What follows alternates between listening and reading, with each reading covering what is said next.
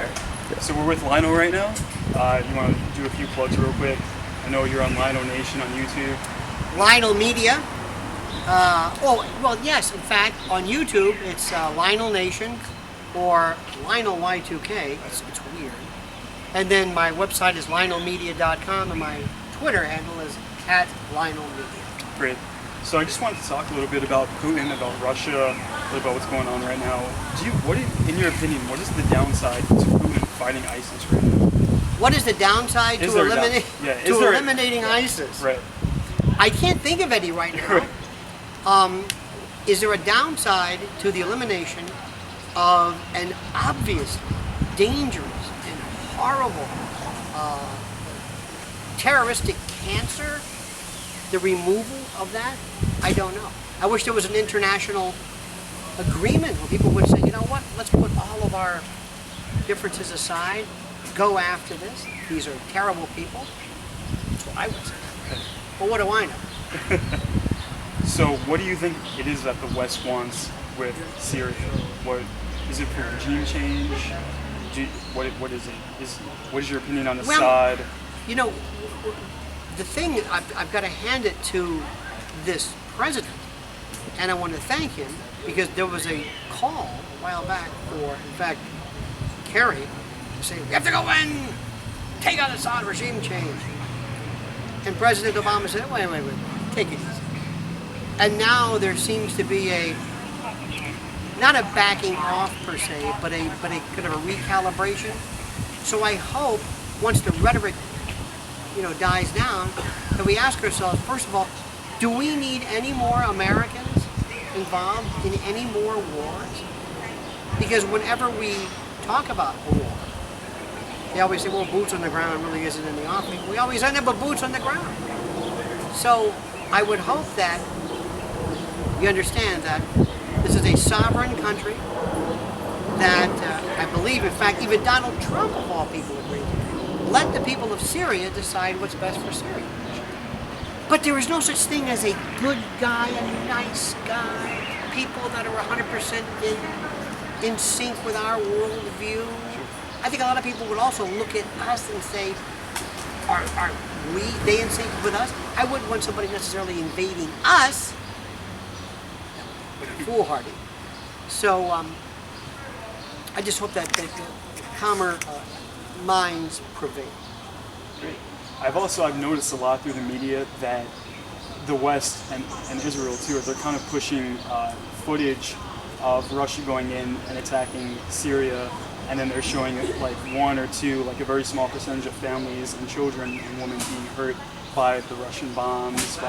But I see that they're kind of leaving out the footage of Israel and the West and the United States attacking Palestine, attacking Iraq. So how do you compare the footage? They're kind of being hypocritical about showing one, not showing the other. Irrespective, whenever anybody today uses any kind of footage, knowing the mainstream media, as I kind of think I do, irrespective of where the theater of battle is, the first question I have is, how do we know this is what they say it is? How do we know this is not 10 years old? There was a story I read last week about somebody who was using or submitting pictures of, I think it was children or people in Syria that were taken weeks or months prior. And there was no vetting, which is a very frightening thing. And when you see things and you look and you say, no, it's a very, very scary thing. I think that the media should be held more accountable to verify and validate and authenticate that in which they show. Sure. What's your opinion on Putin as a whole? I see, because he's doing a lot of the opposite things that the West is doing. He's kind of fighting against the central banking system. He's fighting against maybe gay marriage propaganda. I don't know. He's fighting against kind of Hollywood media. One of the interesting things about Russia in particular, in fact, Stephen Cohen did a wonderful piece on this. If you look at the 20th century of Russia, from 1917 and then 1991, there were two, climactic changes. There was a revolution and the dissolution of the Soviet Union. And what I mentioned before in my particular address is always look at something from the viewpoint of the people we're talking about. What's frightening to me is I remember years ago when we took great offense at this, and for good reasons, of Russia and nuclear weapons in Cuba, in the Cuban Missile Crisis. Well, right now, for the first time ever, what scares me is this Cold War rhetoric, because you have on Russia's borders, in essence, NATO troops. And if we were in the position where all of a sudden BRICS countries were aligning themselves, lining up on the Canadian border, we Americans will be telling our president, you better do something about it. So always step back and look, what do those individuals say? And I just wish, there was a time when we were doing very, very well. After Reagan, in 91 came, there was Clinton, our policies, more and more NATO involvement, kind of like sticking a thumb.